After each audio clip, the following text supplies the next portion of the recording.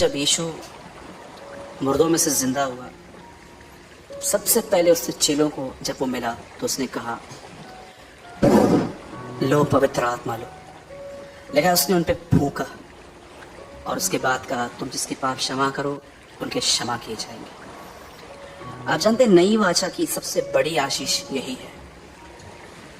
और कई बार ऐसे मुंडी हिलाने वालों को इसका नॉलेज तक नहीं रहता है कि वो है क्या। मैंने कई लोगों को देखा है, आप जानते हैं कि कई बार चर्च आना हमारे लिए एक धार्मिक क्रियाकलाप रहता है कि चलो अब हम प्रभु में हैं, अभी हमने बपतिस्मा ले लिया है, अब तो हमें कहाँ जाना भी नहीं है, चलो हम चर्च में ही चलते हैं। और कई बार हम आते हैं यहाँ यहाँ देखकर और अपना पौना घंटा वेस्ट करके यहाँ से खाली आए थे खाली चले जाते हैं। आप जानते हैं बहुत बार ऐसा होता है कि हम बातों को बहुत कैजुअली लेते हैं।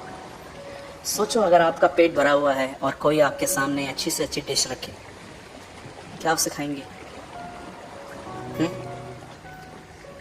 बहुतों ने संसार को इतना खाया है, फैशंस को, घूमने को, फिरने को, उनका पेट इतना दुनिया से भरा हुआ है कि आज उन्हें कई बार परमेश्वर की उन चीज़ों की वैल्यू नहीं है। पर मैं आपको सच बोलता हूँ, जैसे यीशु ने उस कुएं की तरफ फिंगर की थी और सामरी स्त्री से कहा था, ये कुआं कभी तेरी प्यास नहीं बुझा सकता। मैं बिलीव करता हूँ उस कुएं, आज की मॉडर्न वर्ल्ड है, उसके लिए कुएं को मैं बोलूँगा वो आईफोन, वो पैसा, वो बहुत बड़े बड़े घर, वो बहुत बड़ी बड़ी गाड़ियाँ, सब मैं कुएं में डालता हूँ और आपको बोलता हूँ ये आपको कभी सेटिस्फाइड नहीं कर सकते, कभी भी नहीं। एक दिन आएगा ऐसा जब आप जानोगे कि अंतिम दिनों में यही चीजें लोगों के डिस्ट्रक्शंस के रीजंस बनेगी। कभी आपने सोचा हर देश इतना न्यूक्लियर क्यों संभाल रहा है? आज हर देश के पास अपने न्यूक्लियर्स हैं। ये दुनिया पहले पानी से नाश हुई है, लेकिन अब ये पानी से नाश नहीं होगी, ये दुनिया इस बार आग से नाश होगी। पत्रस में लिखा है, पृथ्वी आग में जलने के लिए भागी है। तो बहुत जल्दी प्रभु आएंगे, मैं बिलीव करता हूँ। मैं इंग्लिश बाइबल ज़्यादा रीड करता हूँ जिसमें प्रभु के आने के लिए ऐसा लिखा गया है। यूहन्ना कहता है, my childrens this is last hour. बहुत इजी में बोल सकता हूँ, हे मेरे बालकों 1 घंटा बचा है। 2000 साल पहले यूहन्ना लिख के गया, 1 घंटा बचा है। और आज मैं ये कहता हूँ, church this is the last minute, ये आखिरी मिनट है। और अगर कोई भी अपना हाथ उठा रहा है कि हाँ मैं प्रभु के मैं आने के लिए मैं बाट जो रहा हूँ, पर वो प्रिपरेशन नहीं कर रहा, तो बाइबल बताती है वो झूठा है। लिखा है, जो उस पे आशा करता है वो अपने आप को वैसा ही पवित्र करता है जैसा वह है। जो उस पे आशा करता है कि वो आएगा, वो अपने आप को वैसा ही प्यूरिफाई करता है जैसा वह है। लेकिन अगर कोई कहता है नहीं मैं प्रभु के आने का वेट कर रहा हूँ, लेकिन दुनिया में वो मिक्स है, तो आई एम सो सॉरी, वो झूठ पे बिलीव करता है और वो झूठ पे जी रहा है। आज का वर्ड काफ़ी स्ट्रॉन्ग है और ओल्ड टेस्टामेंट से है। और मैं आपको सच कहता हूँ, मैं बिल्कुल भी इस बारे में परफेक्ट नहीं हूँ। जिस चीज़ से मैं खुद भी स्ट्रगल कर रहा हूँ, गॉड इज माई विटनेस, मैं खुद भी इससे स्ट्रगल करता हूँ कई बार कि मुझे जितना एक्टिव होना चाहिए खुदा के लिए, मैं कभी कभी अपने आप को उतना एक्टिव नहीं पाता हूँ। लेकिन आज मैं आपको अपने साथ ये समझा रहा हूँ कि कैसे आप आने वाले दिनों में, यदि आप चाहते हो कि आप परमेश्वर में बढ़ो, ये बहुत ही अजीब बात है कि बहुत प्रभु में आ गए हैं पर बहुतों के अंदर प्रभु नहीं आ पाया है। It's a very saddest thing कि बहुत सारे लोग प्रभु में आ गए हैं पर बहुत सारे लोगों के अंदर परमेश्वर नहीं आ पाया है। वो परमेश्वर ने हमको झरने का एक्सपीरियंस करने के लिए कहा है, लेकिन हम ड्रॉप का एक्सपीरियंस करके सेटिस्फाइड हो गए हैं। ओके, तो मैं स्टार्ट करूं?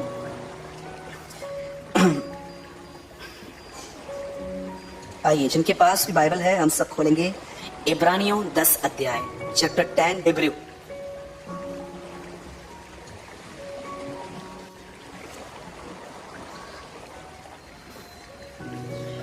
जो मैं पहले बता रहा था मैं उसको कंप्लीट कर देता हूँ। हमारे फास्टिंग रखने का उद्देश्य यही है और मैंने ये सोचा है, आप में से कोई एग्री करता है तो अपना हाथ मेरे ऊपर उठाना, मेरे ऊपर नहीं, अपना ओके।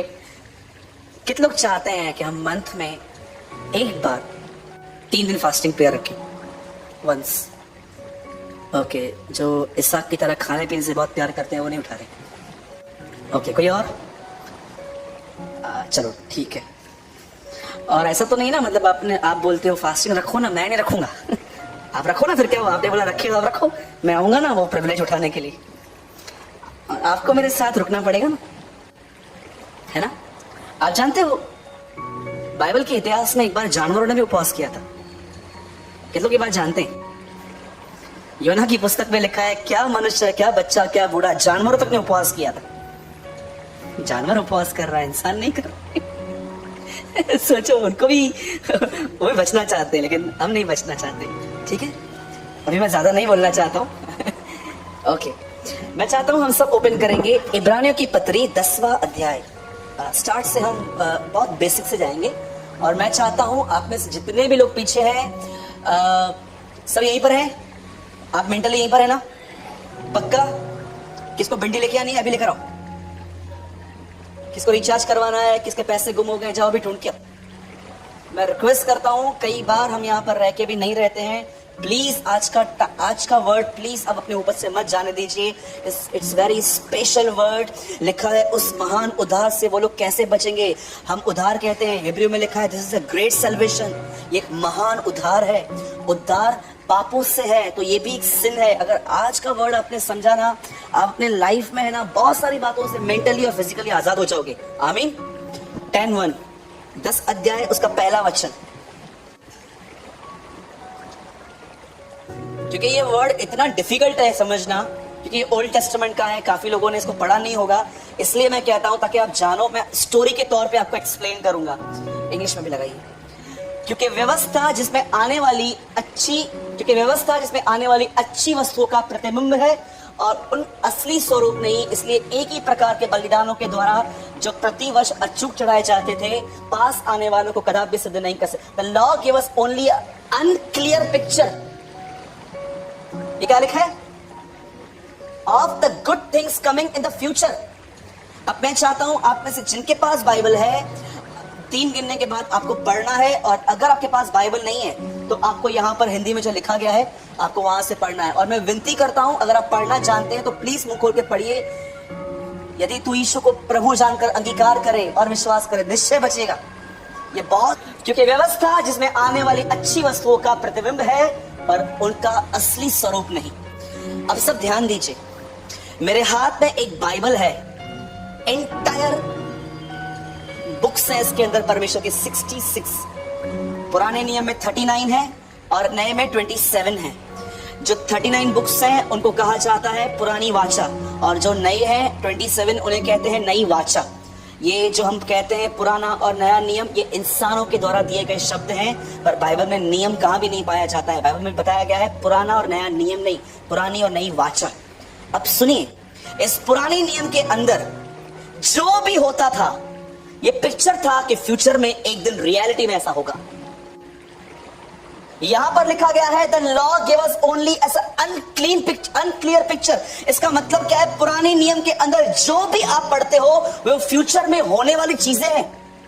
आज वैसे ही पुराने नियम की एक चीज मैं आपको समझाना चाहता हूं कि देखो वो कैसे हुई थी और वो कैसे फुलफिल हुई थी। मैं वो चीजें जो फ्यूचर में होने वाली है उनका धुंधला सा एक पेंटिंग दिया गया था।